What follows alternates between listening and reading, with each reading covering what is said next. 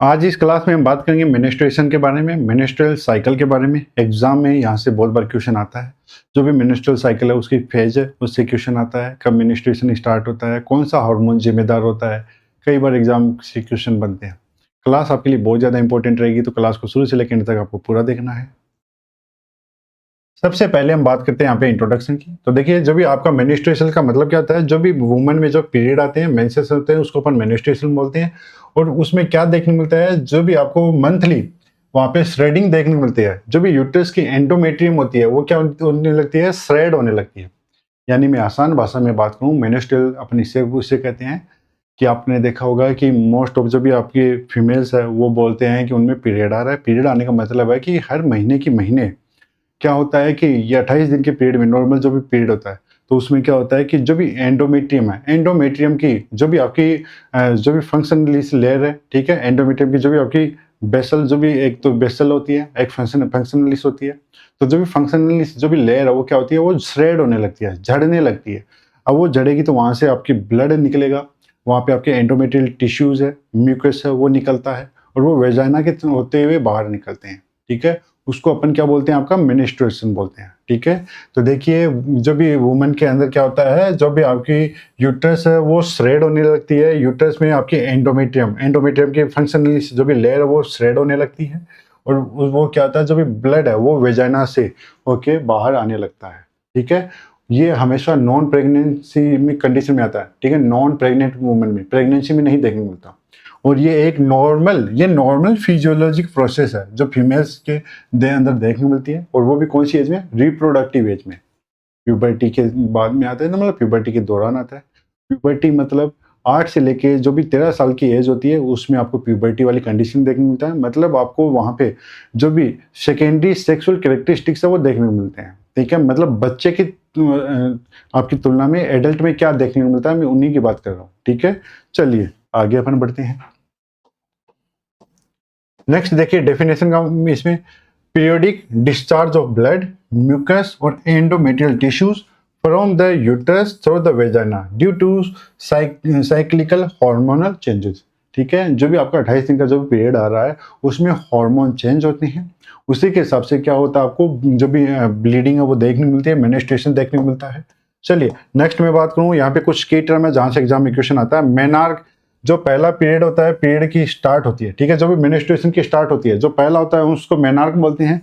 Menopause जहाँ पे एक पीरियड जहाँ पे आपका मेंस्ट्रुएशन बंद हो जाते हैं, ठीक है, उसको अपन बोलेंगे मेनोपॉज। ठीक है, उसको अपन क्या बोलते हैं, मेनोपॉज बोलते हैं। चलिए नेक्स्ट देखिए, बेसिक फिजियोलॉजिकल प्रोसेस क्या होती है एक वुमन के अंदर, एक महिला के अंदर हर महीने हर पीरियड में क्या होता है। देखिए, सबसे पहले ओवरी है, ये एग को प्रिपेयर करती है। ठीक है, एग प्रिपेयर होता है कहाँ पे, ओवरी के अंदर। और एग को अपन क्या बोलते हैं, ओवम। तो यहाँ पे देखिए, जो जो ये ओवरी है, ओवरी को जूम करके दिखाया है, यहाँ पे आपका ओवम बन रहा है।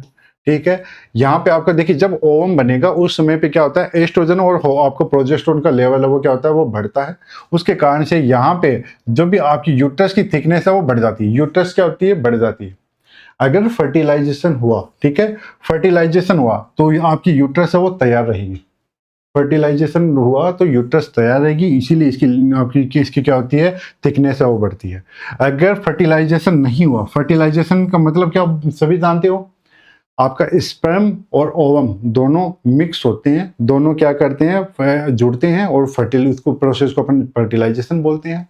स्पर्म एंट्री कर जाता है आपके ओवम के अंदर, जिसको अपन फर्टिलाइज एग बोलते हैं, जो जाइगोट बनाता है, फिर वो आपके यूट्रस में आके इम्प्लांट होता है। ठीक है, अगर फर्टिलाइजेशन नहीं होता फिर आपको क्या प्रोसेस देखने मिलती है आगे। अगर फर्टिलाइजेशन हो जाता है तो हार्मोन का लेवल वो बनता है, बढ़ता है, उसके कारण से आपकी यूट्रस के और भी क्या होती है, कंटिन्यू बनी रहती है। लेकिन अगर फर्टिलाइजेशन नहीं हुआ है तो जो भी आपका एस्ट्रोजन और प्रोजेस्टेरोन का जो लेवल बढ़ा हुआ था वो क्या होने लगेगा, वो कम होने लगेगा। अब कम होने लगेगा, देखिए हमेशा याद रखना, मेंस्ट्रुएशन मेंस्ट्रुएशन क्यों होता है, आपका प्रोजेस्टेरोन और एस्ट्रोजन का लेवल है वो कम हो जाता है, गिरने लग जाता है, जिसके कारण से एंडोमेट्रियम की जो भी लेयर है वो क्या होने लगती है, श्रेड होने लगती है, जड़ने लगती है। अब वो यहाँ की जो भी लेयर है वो टूटने लग जाएगी, जड़ने लग जाएगी, तो जो भी उसके टिश्यूज है ब्लड है, म्यूकस है, वो बाहर निकलने लग जाता है वेजाइना के थ्रू, उसी को अपन क्या बोलते हैं, मेनिस्ट्रेशन बोलते हैं। ये एक मंथली आपको साइकिल को देखने को मिलता है। ये साइकिल चलता रहता है इस तरीके से ऐसे, ठीक है, हर महीने के महीने, अगर वुमन प्रेग्नेंट नहीं हुई तो, ठीक है। चलिए आगे मैं बढ़ता हूं। नॉर्मल मेन्स्ट्रुअल साइकिल में आपको क्या देखने मिलता है, जो भी आपका मेन्स्ट्रुअल साइकिल है उसकी लेंथ कितनी होती है, वो होता है 21 से 35 दिन। कितना होता है, 21 से 35 दिन। और मैं बोलूं एवरेज, जो भी एवरेज नॉर्मल जो भी मेन्स्ट्रुअल साइकिल है वो कितने दिन का आता है, वो होता है 28 डेज का। कितने दिन का, 28 दिन का। ब्लीडिंग ड्यूरेशन कितना होता है भाई, जो भी नॉर्मल ब्लीडिंग ड्यूरेशन होता है वो 2 से लेके 7 दिन का होता है। नॉर्मल ब्लड लॉस कितना होता है, वो होता है 20 से 80 ml।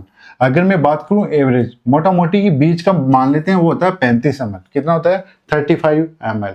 मेनार की एज कितनी होती है भाई, वो होती है आपकी 11 से 15। कितनी होती है, 11 से 15। प्यूबर्टी की कितनी होती है, 8 से 13। कितनी होती है, 8 से 13, ठीक है। मेनोपॉज एज होती है, वो होती है आपकी 45 से 55 साल। कितनी होती है, 45 से 55 साल, ठीक है, 45 टू 55 ईयर्स। चलिए आगे मैं बढ़ता हूं। अब मैं बात करता हूं फेजेज ऑफ मेन्स्ट्रुअल साइकिल। उसमें आपको पहली फेज में मेन्स्ट्रुअल फेज देखने को मिलती है, ठीक है। दूसरी में आपको फॉलिकुलर फेज, या फिर मैं बोलूं प्रोलिफेरेटिव फेज देखने को मिलती है, जो होगी आपके 6 से लेके 13 दिन की, ठीक है। उसके बाद में आपको ओवुलेशन देखने को मिलता है थर्ड फेज में। और फोर्थ फेज होती है जिसको अपन बोलते हैं लूटियल फेज बोलते हैं, या फिर उसको अपन सेक्रेटरी फेज बोलते हैं।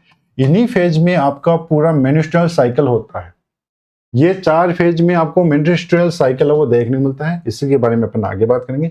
सबसे पहले मैं बात करता हूँ फेज 1, जिसको अपन बोलते हैं मेन्स्ट्रुअल फेज, जिसमें आपको ब्लीडिंग देखने को मिलती है, ठीक है। तो इसमें देखिए, इस फेज में क्या होता है, इस फेज में एस्ट्रोजन और प्रोजेस्टेरोन का लेवल है वो कम हो जाता है, ठीक है। एस्ट्रोजन और प्रोजेस्टेरोन हार्मोन कम होते हैं, जिसके कारण से एंडोमेट्रियल की लाइनिंग है वो टूटने लग जाती है, और ब्लड और जो भी एंडोमेट्रियल टिश्यूज है वो वेजाइना से बाहर आने लगते हैं, ठीक है। इसमें फीचर्स में आपको ब्लीडिंग देखने मिलती है, क्रैम्पिंग देखने को मिलता है। जैसे देखिए यहाँ पे ब्लीडिंग है वो हो रही है और वो वेजाइना के थ्रू आपको बाहर आती हुई दिखाई दे रही है, ठीक है। ये किसके कारण से हो रहा है, क्योंकि यहाँ पे एस्ट्रोजन और प्रोजेस्टेरोन हार्मोन है उनका लेवल है वो कम हो गया, उसके कारण से एंडोमेट्रियल की जो भी लाइनिंग है वो ब्रेक डाउन होने लगा। अब टिश्यूज टूटे हैं, वहां से ब्लड निकला है, तो वो अंदर तो रहेंगे नहीं, वो बाहर आ जाते हैं वेजाइना के थ्रू। उसको अपन क्या बोलते हैं, आपकी मेन्स्ट्रुअल फेज, ठीक है। चलिए आगे मैं बढ़ता हूं। नेक्स्ट मैं बात करता हूं फॉलिक्यूलर और प्रोलिफेरेटिव फेज। इस फेज में आपके क्या होते हैं भाई, वो जो भी आपका कौन से, अगर एग्जाम में क्वेश्चन आ जाए कौन से हार्मोन का यहाँ पे इफेक्ट रहेगा, तो यहाँ पे एस्ट्रोजन का रहता है, और यहाँ पे क्या होता है, फॉलिकल स्टिमुलेटिंग हार्मोन है उसका इफेक्ट है वो देखने को मिलता है। देखिए यहाँ पे कौन सा हार्मोन बढ़ता है, FSH, और ये आपका एस्ट्रोजन बढ़ता है। FSH ये इंक्रीज होता है, ये ओवेरियन फॉलिकल को ग्रो करता है, जिसे आप देख सकते हो।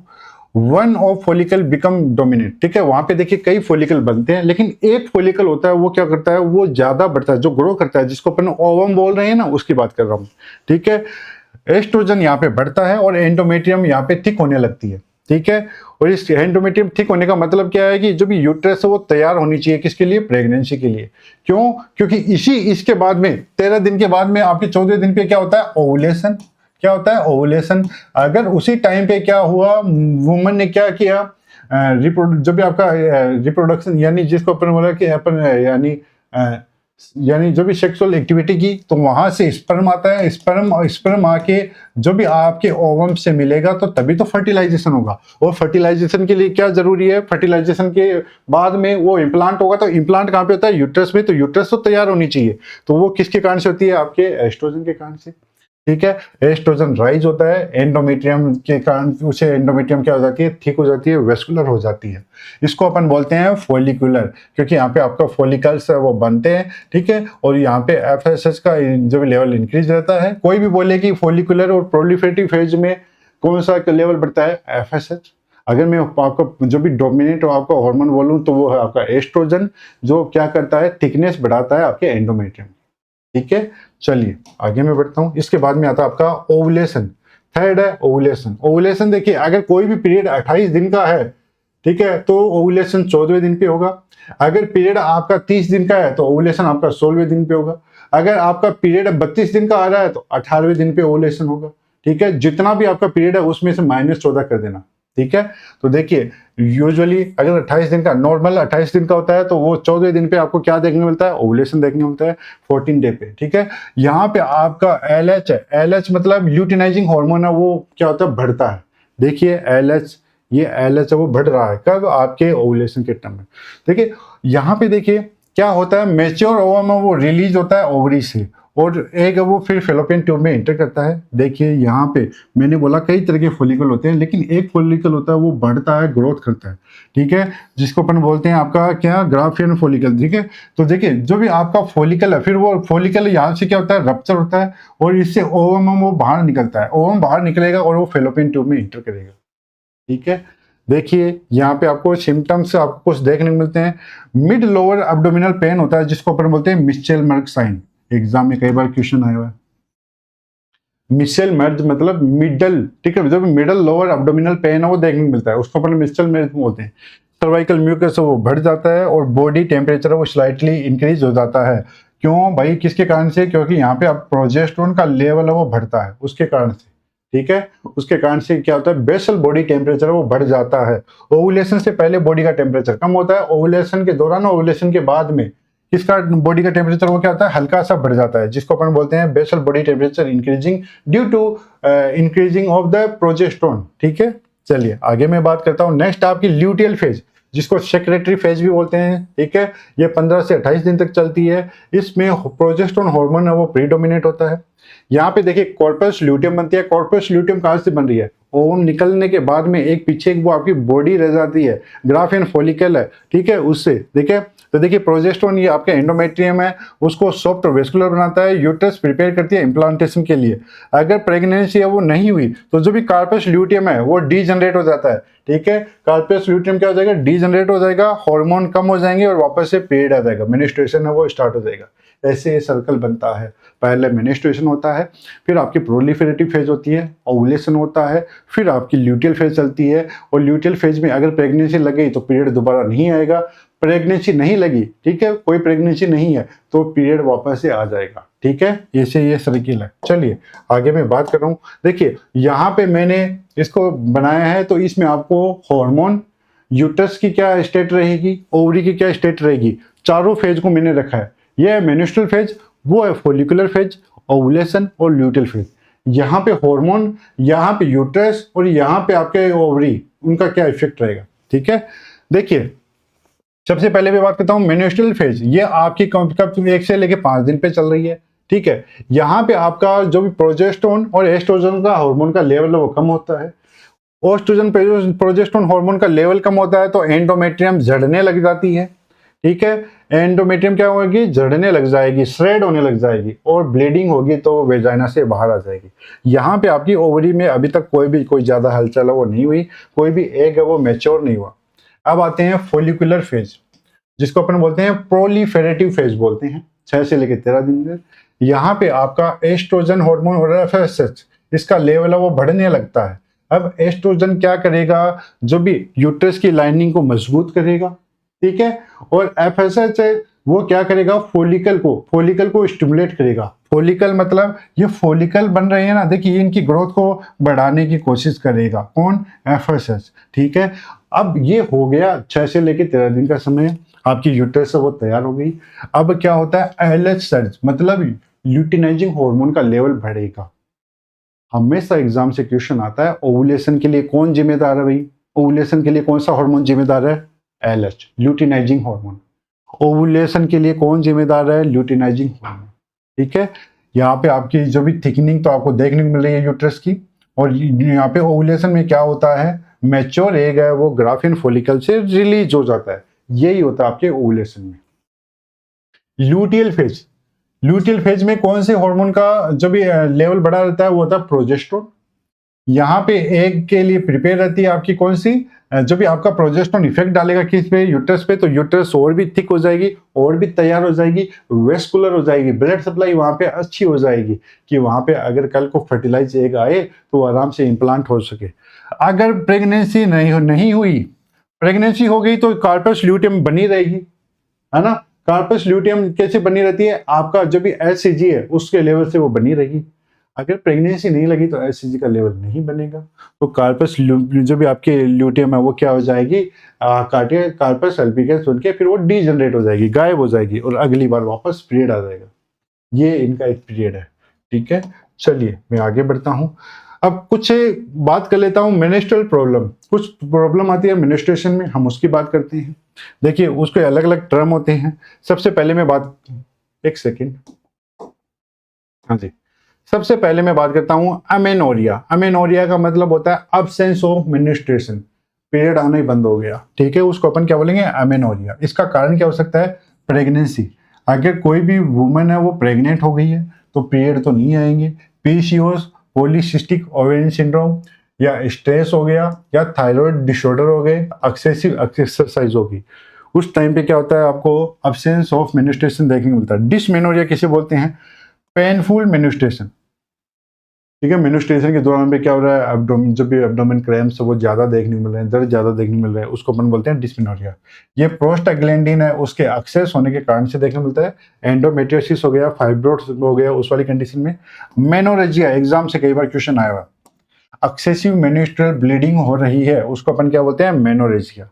फाइब्रोइड हो गया, हार्मोन इम्बेलेंस हो गया, आईयूसीडी हो गया, देखने को मिला ना कई बार। 35-40 की एज पे क्या होता है, कोई वुमन में फाइब्रोइड बनने लगते हैं यूट्रस। आजकल तो कॉमन है, बहुत सारी यंग वुमन में क्या होते हैं, फाइब्रोइड बनने लग जाते हैं, उनमें ब्लीडिंग है वो ज्यादा देखने को मिलती है, ठीक है, जिसको अपन क्या बोलेंगे, मेनोरेजिया।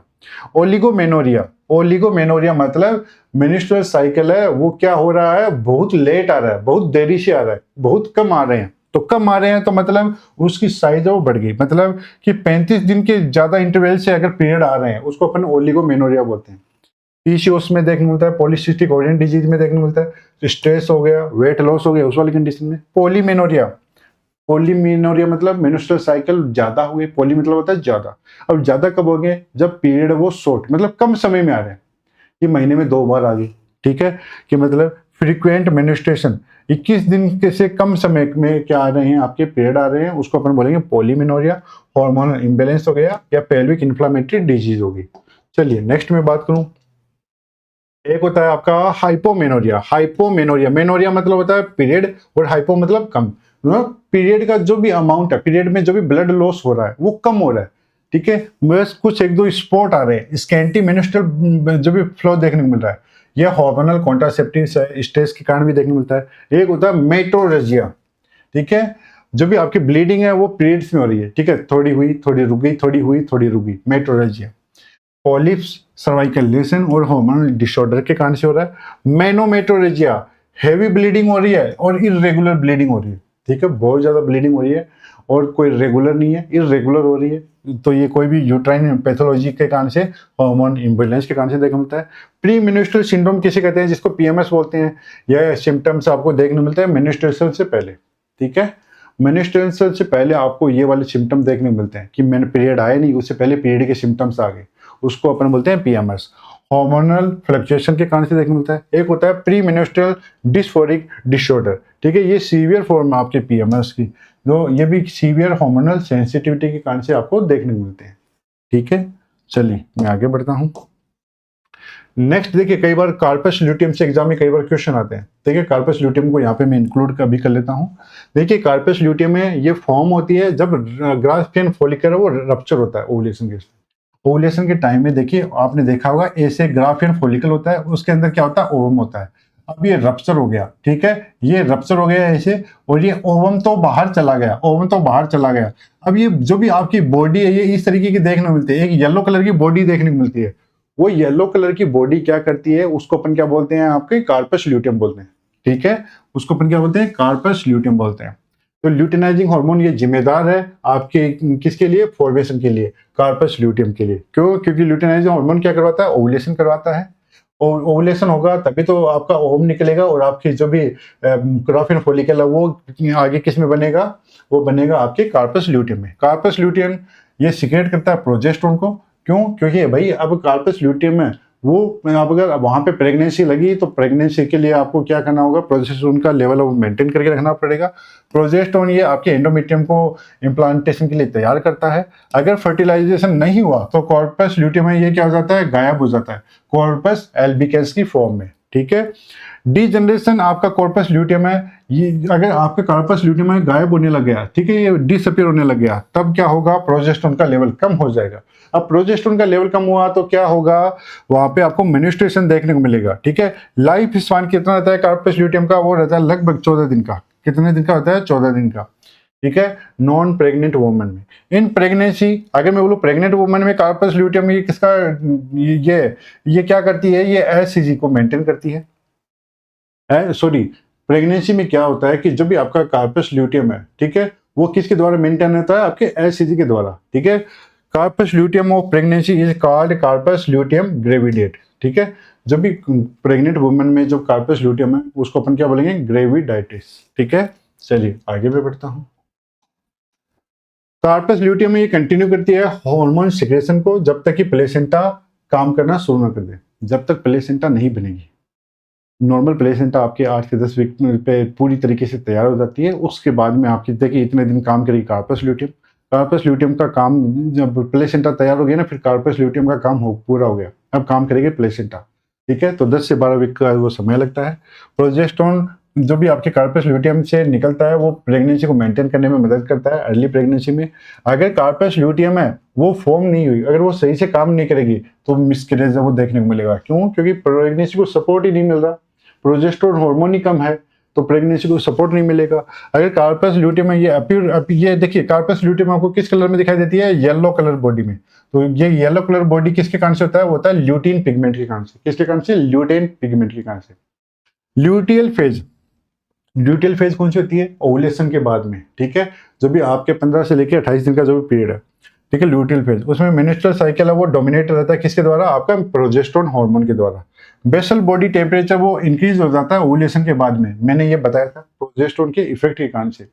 कॉर्पस ल्यूटियम में ये डेवलप होती है किसमें, आपके ओवरी में, और जब ये इसके जो भी फॉलिकल है वो ट्रांसफॉर्म होते हैं कॉर्पस ल्यूटियम में, किसके इन्फ्लुएंस में, एलएच ल्यूटिनाइजिंग हार्मोन के इन्फ्लुएंस में। ठीक है बच्चे, चलिए अब मैं बात करता हूँ कुछ रिपीटेड कुछ लाइन की जहां से एग्जाम में क्वेश्चन आ सकता है।